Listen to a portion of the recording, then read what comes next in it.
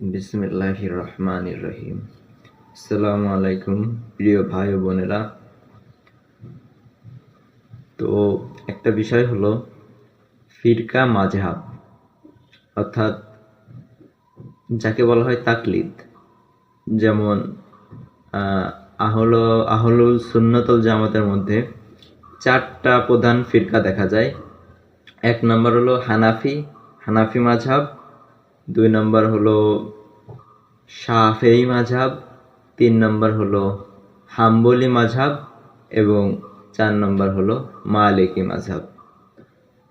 তো এই 4টা প্রধান মাযহাব মানে আহলুল সুন্নাত ওয়াল জামাতের মধ্যে অনেকেই ফলো করে থাকেন এবং পৃথিবীতে প্রায় 50% মুসলমান হানাফি মাযহাবের অনুসারী এবং অন্যান্য যে মাযহাবগুলো আছে তাদের ভিতরে অন্যান্য সব মানুষেরা ওইখানে ওই মাযহাবগুলো ফলো করে থাকে। তো আমার প্রিয় ভাই বোনেরা, এখানে একটা বোঝার বিষয় হলো যে আমাদের প্রিয় নবী হযরত মুহাম্মদ সাল্লাল্লাহু আলাইহি ওয়াসাল্লাম কি কোনো মাযহাব আমাদেরকে অনুসরণ করতে বলেছেন কিনা। কারণ আল কোরআনে আল্লাহ তাআলা আমাদের নাম দিয়েছেন মুসলিম। আল্লাহ তাআলা আল কোরআনে বলেছেন যে এটা হলো তোমার বাপ দাদা ইব্রাহিম আলাইহিস সালামের দিন। আর ইব্রাহিম আলাইহিস সালাম আমাদের নাম কি রেখেছেন? মুসলিম। এই দিন কায়েম আছে হলো ইব্রাহিম আলাইহিস সালামের মিল্লাতের উপরে। এজন্য আল কোরআনে আল্লাহ তাআলা আমাদের নাম দিয়ে দিয়েছেন মুসলিম। এখন যদি আমরা আল্লাহ তাআলার নাম ব্যবহার না করে নিজে থেকে কোনো নাম দিয়ে মাযহাবের অনুসরণ করি, তাহলে সেটা হয়ে যাবে যে আল্লাহর কথাকে ছোট করা হয়ে যাবে। কারণ আল্লাহ তাআলা বলেছেন আল কোরআনে যে আমাদের নাম হলো মুসলিম। সবচেয়ে ভালো ব্যক্তি সেই যে আল্লাহর কাছে নিজেকে আত্মসমর্পণ করে দেয় এবং বলে আমি তো মুসলিম, আমি সুন্নিও নই, আমি হানাফিও নই, আমি বেরলভিও নই, আমি শাফেঈ মালিকি, আমি শিয়া, আমি রাফেজি, আমি কিচ্ছু নই, আমি হলাম মুসলিম। তো যেটা বলে সে না হয় সেই তো আল্লাহ তাআলার কথা মেনে নিল। আর যে অন্য সব মাযহাবের অনুসরণ করছে কোরআন হাদিস থেকে, যদিও অনেকে কোরআন হাদিস মতে তারা বলে যে আমরা তো যদিও মাযহাব মানি তারপরেও আমরা কোরআন হাদিস মেনেই চলছি। কিছু অর্থে এই কথাটাও সঠিক, তবে অনেক ক্ষেত্রে দেখা যায় যে কোরআন এবং হাদিসের অনেক কিছু তারা মানে কিছু কিছু বিষয় আছে তারা তাদের ওই মাযহাবের ইমামদের তাকলিদ করার কারণে সেগুলো মেনে নিতে চায় না। যেমন উদাহরণস্বরূপ বলা যায় যে রাফল ইয়াদিন, রুকু থেকে উঠার পরে এই যে হাত উঠানো এবং আবার রুকু থেকে ওঠার পরে হাত উঠায় সিজদায় যাওয়া, এই যে রাফল ইয়াদিন যাকে বলা হয়, এটা সহিহ বুখারীর 692 নম্বর হাদিসে এইটা বলা হয়েছে যে নবী সাল্লাল্লাহু আলাইহি আব্দুল্লাহ ইবনে উমর রাদিয়াল্লাহু তাআলা আনহু থেকে বর্ণিত হয়েছে যে নবী সাল্লাল্লাহু আলাইহি সাল্লাম রাফল ইয়াদান করে নামাজ পড়তো। এখন কেউ যদি ইমাম আবু হানিফার মানে নামাজ অনুযায়ী যদি রাফল ইয়াদান করা ছেড়ে দেয়, তাহলে সে তার মাযহাবের ইমামের কথা শুনে সে আল্লাহর রাসূলের একটা সুন্নত ছেড়ে দিল। তো এরকম ভাবে মাযহাব মানার কারণে অনেক সহিহ হাদিসের উপর আমল উঠে গেছে।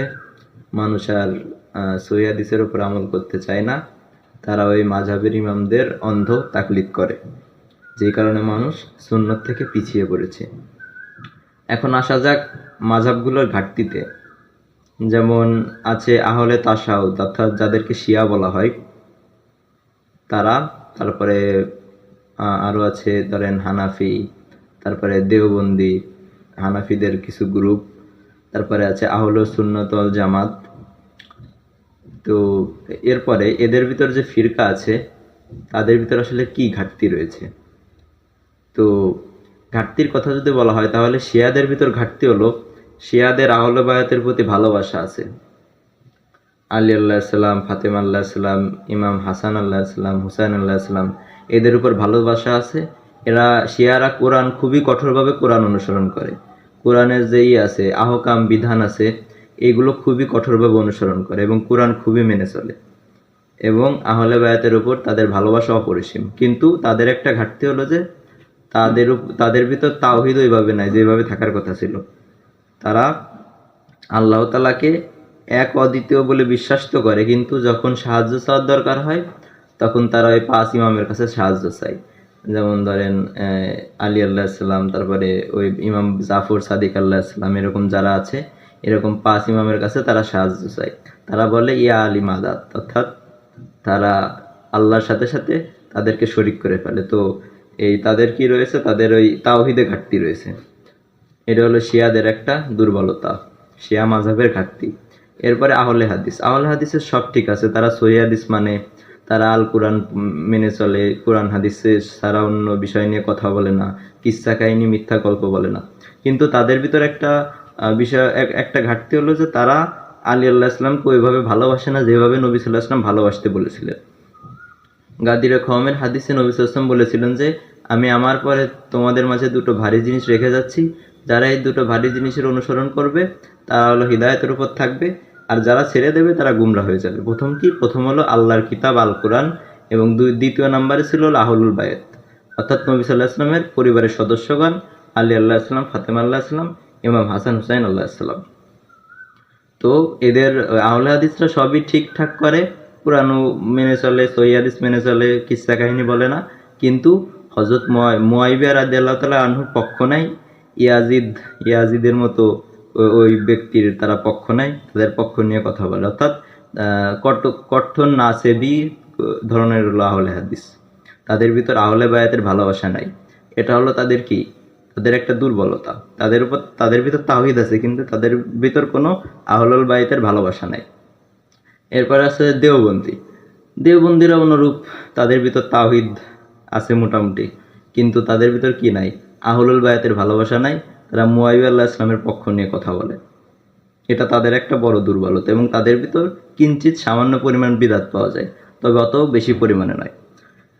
এরপরে আসি লাস্টে যেটা আছে, সেটা হলো বেরলবি, যাদেরকে সুন্নিও বলা হয়। সুন্নি বেরলবি, সুন্নিয়তের মুখোশধারী বেরলবি। এদের ভিতর না আহলে বায়াতের ভালোবাসা আছে, না তাওহীদ আছে, না নবীর সুন্নত মানা আছে, না সহিহ হাদিস মানা আছে। এদের পুরোটাই শিরক বিদআতে ভরপুর। এদের পুরোটা হলো এটা জাহান্নামের পথ, যে বেরলবি ফিরকা যারা আছে। তো এগুলো হলো দুর্বলতা, সব মাযহাবের এক একটা দুর্বলতা। তো মাযহাব আসলে কাকে বলা হয়? মাযহাব বলা হয় যে এমন বিষয়কে আসল জিনিস থেকে যে ভেঙে সরে গেছে, অর্থাৎ আসল জিনিস ছিল হলো ইসলাম, ইসলাম থেকে ভেঙে সরে দিয়ে যে নতুন সংগঠন তৈরি করছে, অথবা নতুন কোনো পদ্ধতি তৈরি করছে, নতুন কোনো দল তৈরি করছে, এগুলো হলো মাযহাব, এগুলো হলো ফিরকা। এখন আমাদের হলো যেহেতু বললাম যে প্রত্যেক মাযহাবেরই দুর্বলতা আছে, প্রত্যেক মাযহাবই পরিপূর্ণ ইসলামকে পেশ করতে পারে না। এই কারণে আমাদেরকে যেটা সঠিক, যেটা আল কোরআন এবং সহিহ হাদিসে আছে ওটা মেনে চলতে হবে,